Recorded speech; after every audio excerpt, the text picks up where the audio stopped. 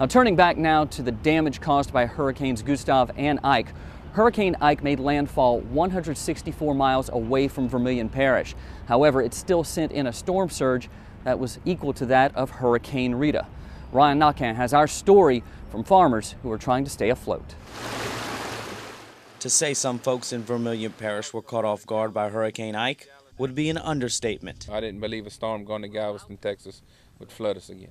Fields spared by Hurricane Gustav are now flooded and full of debris because of Ike. Cattle stranded on islands created by Ike's storm surge are literally being eaten alive by mosquitoes, multiplying by the minute. Salt water from the Gulf of Mexico reached 15 miles inland. Here you see grass and debris left in trees by floodwaters 6 feet deep that submerged crops and Arrow Dominguez fields. We finally now, 3 years later, have all the crop that was in cane for Rita replanted and in new growth with new varieties. We're going to have to destroy these crops again prematurely after this harvest.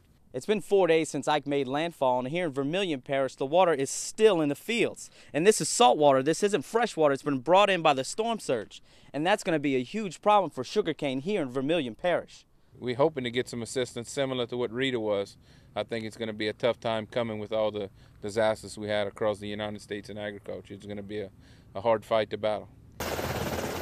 A battle that brought Louisiana Senator David Vitter to Vermilion Parish. He flew in to talk about the damages caused by Ike with Dominguez and other local officials. Well, we saw flooding as bad as Rita or worse, and certainly that includes enormous crop damage to rise to sugarcane to other things.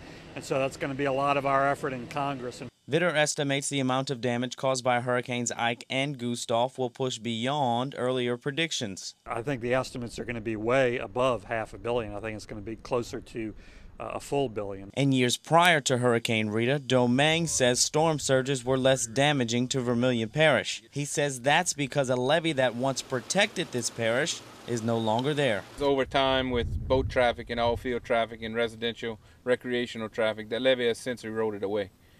The last 3 storms that come in have given us an extremely large tidal surge.